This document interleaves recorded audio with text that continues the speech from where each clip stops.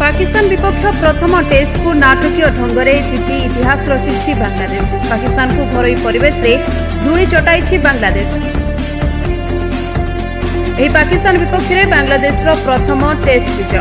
ଏହା ପୂର୍ବରୁ ଦୁଇ ଦଳ 15 ଥର ଟେଷ୍ଟ ମ୍ୟାଚ୍ରେ ମୁହାଁମୁହିଁ ହୋଇଥିବା ବେଳେ ସବୁଥର ପାକିସ୍ତାନ ଜିତୁଥିଲା କିମ୍ବା ମ୍ୟାଚ୍ ଡ୍ର ହେଉଥିଲା।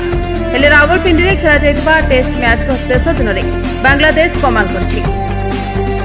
ନାଟକୀୟ ଢଙ୍ଗରେ ଦଳ ପାକିସ୍ତାନକୁ 10 ୱିକେଟ୍ ହରାଇ ଟେଷ୍ଟ ସିରିଜ୍ରେ 1-0 ଆଗୁଆ ହୋଇଯାଇଛି। ଶେଷ ଦିନରେ ପାକିସ୍ତାନ 23-1ରୁ ଖେଳ ଆରମ୍ଭ କରିଥିଲା। ହେଲେ ଶେଷ ଦିନରେ ବାଂଲାଦେଶର ସ୍ପିନ୍ ଯୋଡ଼ି ମେହେଦି ହାସନ ମିରାଜ ଓ ଅଭିଜ୍ଞ ସାକିବ ଅଲ ହାସନ ନିଜର ଯାଦୁ ଦେଖାଇଥିଲେ। ମିରାଜ 4ଟି ଓ ସାକିବ 3ଟି ୱିକେଟ୍ ନେବାରୁ ପାକିସ୍ତାନ 146 ରନ୍ରେ ଅଲ୍ ଆଉଟ୍ ହୋଇଯାଇଥିଲା। ନାହିଦ ରାନା, ଶରୀଫୁଲ ଇସଲାମ ଓ ହାସନ ମହମ୍ମଦ ମଧ୍ୟ ଗୋଟିଏ ଲେଖାଏଁ ୱିକେଟ୍ ନେଇଛନ୍ତି।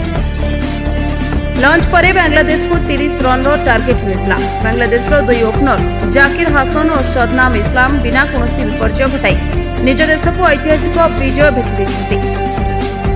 ପ୍ରଥମ ଇନିଂସରେ ପାକିସ୍ତାନର ଦବଦବା ଦେଖାଇଥିଲା। ମହମ୍ମଦ ରିଜୱାନଙ୍କ ଅପରାଜିତ 171 ଓ ସଦ ଶକିଲଙ୍କ 141 ରନ୍ ବଳରେ ପାକିସ୍ତାନ 6 ୱିକେଟ୍ ହରାଇ 448 ରନ୍ କରିବା ପରେ ପାଳି ଘୋଷଣା କରିଥିଲା। ଏହାର ଦୃଢ଼ ଜବାବ ବାଂଲାଦେଶ ଦେଇଥିଲା।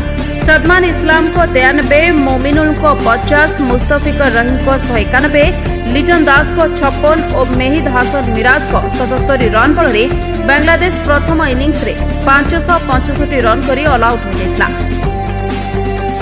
Bureau report NNS Odia.